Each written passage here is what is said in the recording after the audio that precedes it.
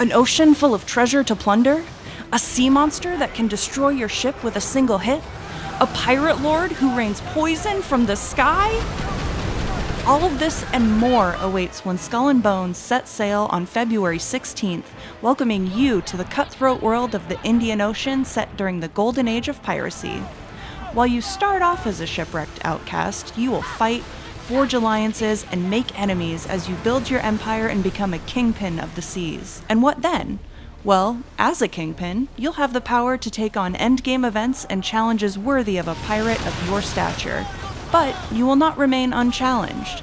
Skull and Bones will make you fight to keep your power and influence over the riches in the Indian Ocean.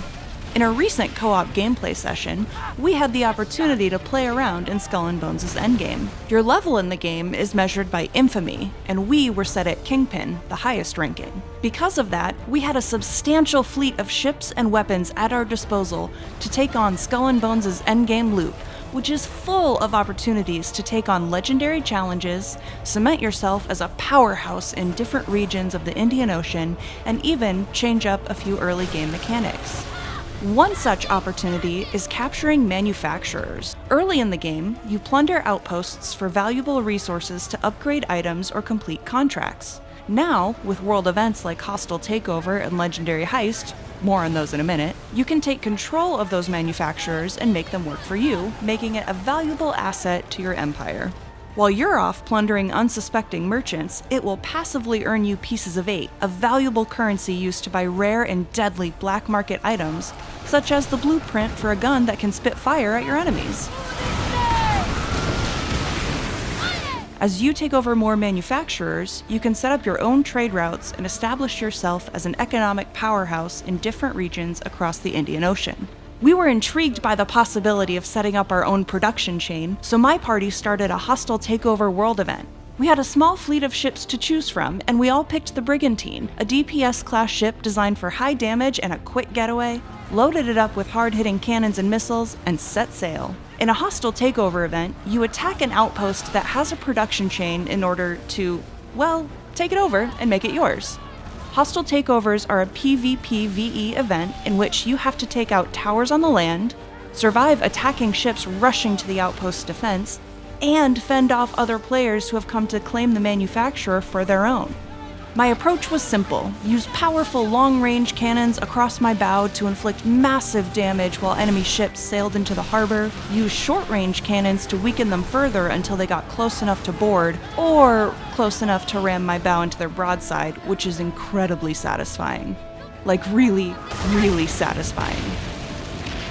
Despite our best efforts, we received a notification that we had failed the mission and another faction had gained control over the manufacturer before we did. It wasn't a total wash, however. Even if you fail a mission in Skull and Bones, there are still opportunities to take advantage of. In our case, the takeover turned into a plunder event, where the three of us faced off against waves of enemies and were rewarded with increasingly valuable loot at the end of each assault.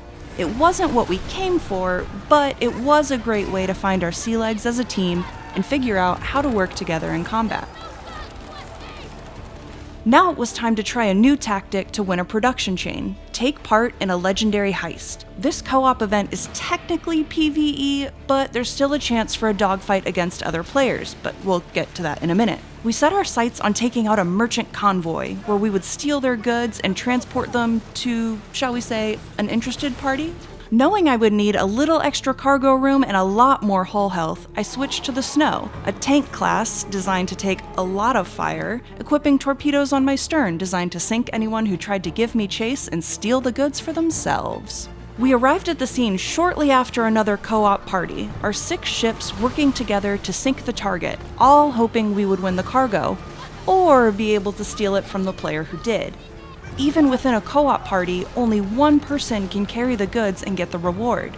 It's automatically onboarded to the person who dealt the most damage to the merchant vessel. In this case, me. Once those goods were on my ship, I turned and made for the delivery port as fast as the wind would carry me. The other party tried to take me out, but my teammates stayed behind and fought them off, giving me a chance to slip into the safe area of the outpost, deliver the goods, and claim the ultimate prize: the Rayofia Weaver Manufacturer. Time to see what we had fought so hard to win. It turns out the Rayofia Weaver was a white skull rum manufacturer located just north of the pirate den St. Anne, and it would net 60 pieces of 8 per hour once up and running, a hefty sum for any Kingpin. However, in order to collect these ill-gotten gains, it needed funding and sugarcane to start actually producing the rum. Silver I had to spare, but no sugarcane, so I would need to pilfer some and come back later. But before I could get to the sugarcane, it was time to go hunting. We picked up the Jaws of Retribution contract, where we needed to find, kill, and deliver the eye of a Tylosaurus to another pirate. We tracked down the monster who could ram ships from the water surface or dive beneath the waves, only to leap into the air and slam into your ship like a giant red wrecking ball. Getting hit by one of its aerial attacks is devastating, and it sent me to my watery grave many times.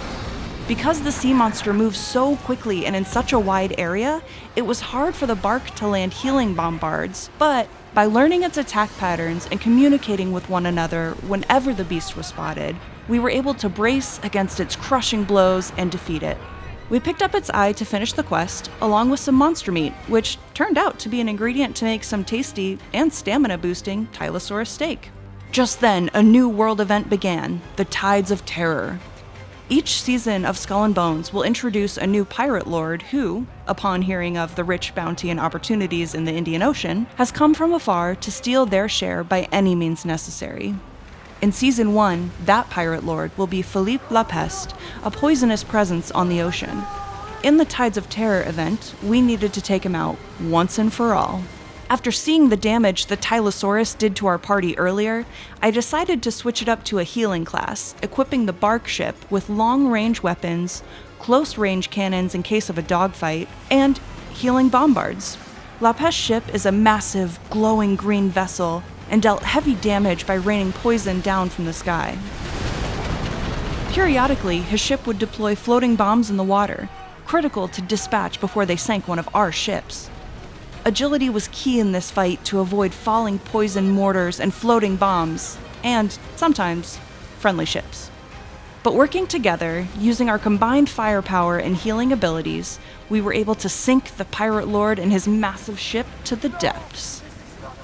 Victory was sweet and our waters were safe from La Peste once more, but there were still many lucrative opportunities on the horizon. We could collect our goods and supply the Rayofia Weaver with sugarcane, jump into the Double or Nothing Helm Wager Plunder event happening on the north end of the map, or instigate another legendary heist to add to my production chain and set up a trade route.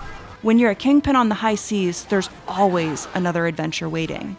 The world events, ship classing and customization, and naval combat were just a taste of what Skull and Bones will have to offer when it launches on February 16th for Xbox Series X and S, PlayStation 5, Amazon Luna, and PC through Ubisoft Connect and the Epic Games Store. You can pre-order Skull and Bones today at the Ubisoft Store, or sign up for a Ubisoft Plus premium subscription to get 3-day early access. I hope you like the octopus different.